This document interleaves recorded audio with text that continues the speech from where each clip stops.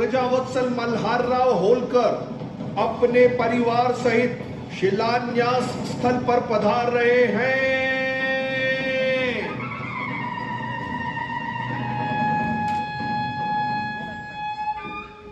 आज की शिलान्यास विधि रानी साहिबा के शुभ हाथों से होगी पंडित जी।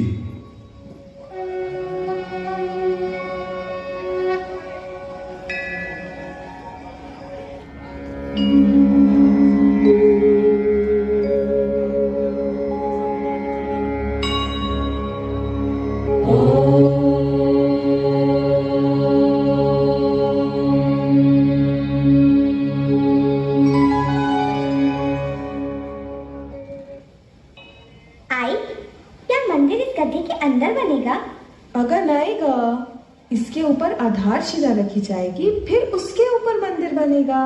आई, लेकिन इस गड्ढे के अंदर तो पानी है। पानी कहाँ से आया इसमें? पानी है मतलब?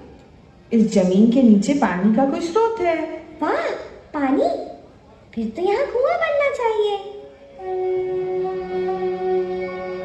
पूजन विधि संपन्न हुई। शुभ मुहूर्त में आधारशिला को गड्ढे में रख दीजिए। रुकिए, आप ऐसा नहीं कर सकते। इस गड्ढे में तो पानी है, तो यहाँ मंदिर की जगह कुआं बनना चाहिए। यहाँ मंदिर का शिलान्यास हुआ है, मंदिर तो यहीं बनना चाहिए।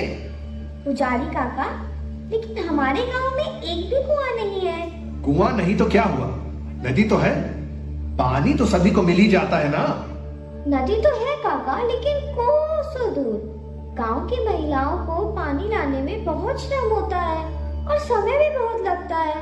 अगर यहाँ कुआं बन गया तो गांव वालों को, जानवरों को, पेड़ पौधों को, सबको पानी मिलेगा। बहस मत कर लड़की, मुहूर्त निकला जा रहा है। रानी साहिबा, आप शिला पर हाथ रख दीजिए। मान जाइए ना रानी साहिबा, आप तो जानती हैं, जल है तो जीवन है। मंदिर तो हर जगह बन सकता है रानी साहिबा, लेकिन कुआं नहीं। जिद मत कर लड़की, मुझे अपना काम करने दे। फिर यहाँ नील की पूजा भी हो चुकी है। तो क्या हुआ पुजारी काका, फिर से पूजन कर लेंगे। पत्थर यहाँ से उठाकर वहाँ रख देंगे। ये गुड्डे गुड़ियों का खेल नहीं है, ये भगवान का स्थान है। इसी जमीन पर नारायण शिला रखकर पूजा की है हमने। इस शिला को हटाना मतलब भगवान के सामने से प्रसाद रखकर हटा देना। अनर्थ हो जाएगा। भगवान को नाराज करना है क्या? पर भगवान नाराज क्यों होंगे रानी साहिबा? ये तो लोगों की सेवा का काम है।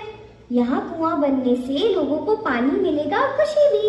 भक्तों को खुश देखकर भगवान भी खुश हो जाएंगे, है ना? सच्ची तो कह रही है पाटिल साहब की मुर्गी। गांव में कुआं बन जाए तो पानी की समस्या खत्म हो जाएगी और फिर हमें इतनी दूर नदी से पानी भी भरकर नहीं लाना पड़ेगा।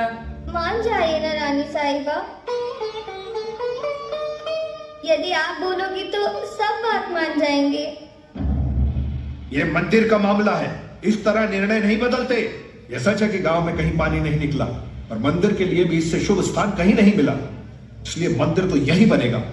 अपनी सुविधा के लिए हम ईश्वर का निरादर नहीं कर सकते। निरादर कैसा सरपंच काका? दूसरे की परेशानी को समझना और उनके लिए सुविधा जुटाना ईश्वर का आदर करना ही तो है। हम सब यहाँ इस बच्ची से बहस करने नहीं आए हैं। मंदिर यही बनेगा, किसी दूसरी जगह का चुनाव करना असंभव है। बिल्कुल संभव है। ये विचार अति उत्तम है। इतनी छोटी सी बच्ची और इतनी बड़ी सोच। भगवान तो बोल नहीं सकते, इसलिए वो इस बच्ची के मुख से बुलवा रहे हैं। सच्ची कह रही हो तुम।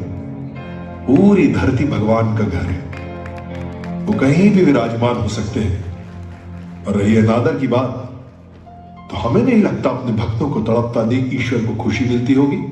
और रही बात मंदिर की, तो वो कहीं भी बने, भगवान क्यों नाराज होंगे? इसलिए मैं मल्हारराव होलकर ये घोषणा करता हूं कि आज निर्माण कार्य अवश्य शुरू होगा, लेकिन मंदिर का नहीं, कुएं का।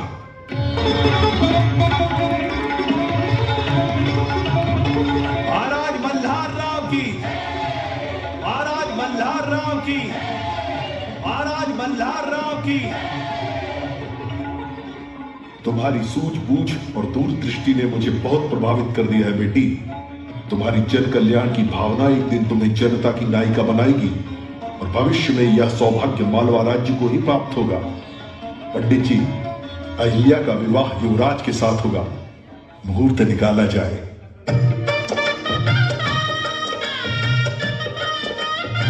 अहिल्या की, रानी अहिल्या की। महाराज होलकर जी के प्रेम और विश्वास के कारण रानी अहिल्या मालवा राज दरबार की प्रमुख पदाधिकारी बन गई। अहिल्या द्वारा स्थापित हथकरघा केंद्रों से मालवा के व्यापार और समृद्धि को बढ़ावा मिला। जनता और राज दरबार दोनों में अहिल्या की लोकप्रियता बढ़ गई। वो संपूर्ण मालवा वासियों के दिलों में राज करने लगी।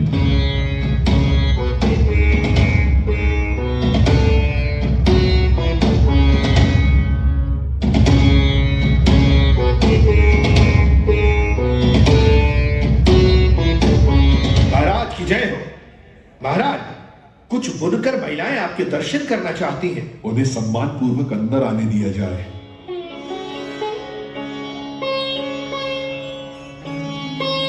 महाराज की जय हो।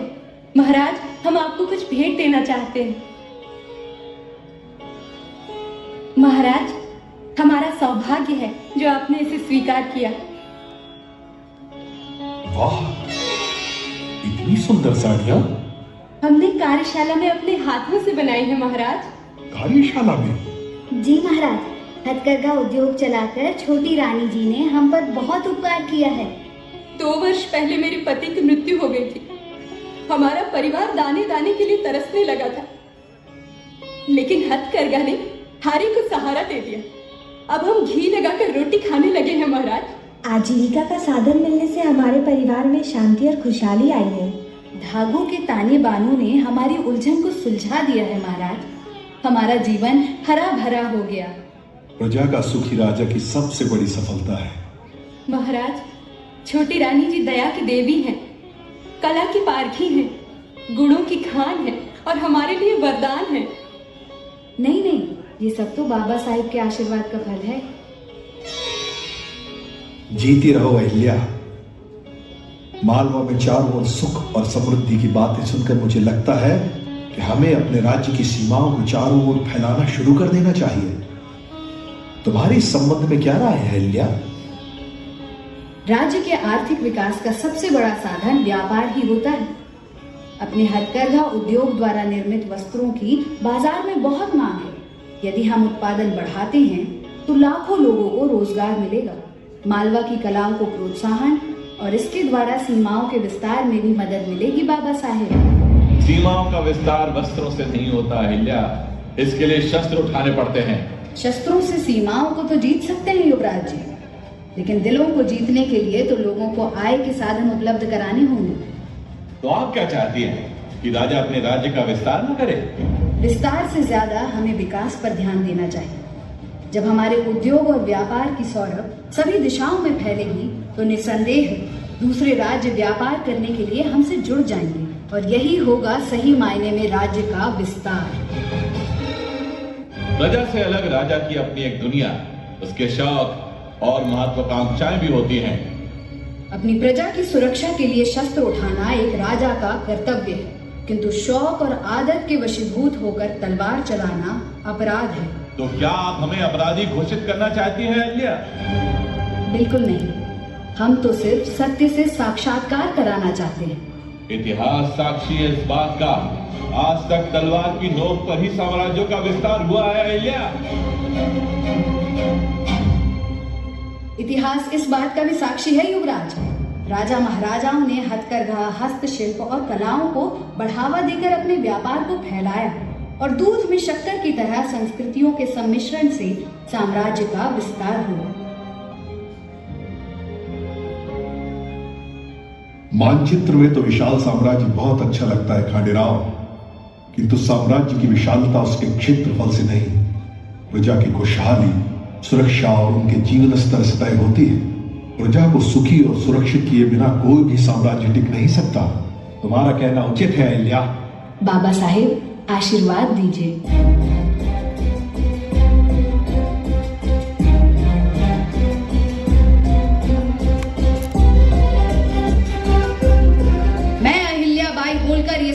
लेती हूँ। वस्त्रों के इस इतिहास को पुनर्जीवित करूंगी और अपने मालवा प्रांत की संस्कृति और कलाओं का संरक्षण एवं संवर्धन करूंगी।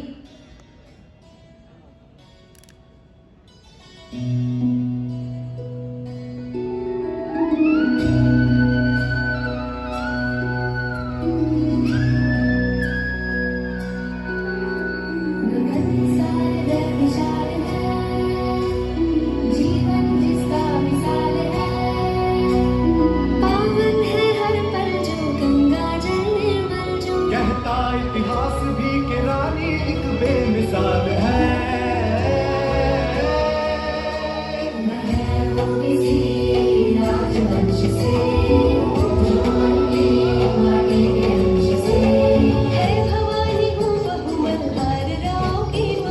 मालवा की भूमि का ये कण कण जिस पे निहाल है। शिव जी आधार है, दुर्गा मल्हार है, ऐसी सरकार जो अहिल्या है। कहते अवतार है, करते जयकार है, जिसकी सवार वो अहिल्या है। मूर्ति धर्म की अहिल्या है, कीर्ति धर्म की अहिल्या है। सज्जनों की नाविका अहिल्या है, दुर्जनों की नाविका अहिल्या है। शिव की आराधिका अहिल्या है, अंतम जो शासिका अहिल्या है। अहिल्या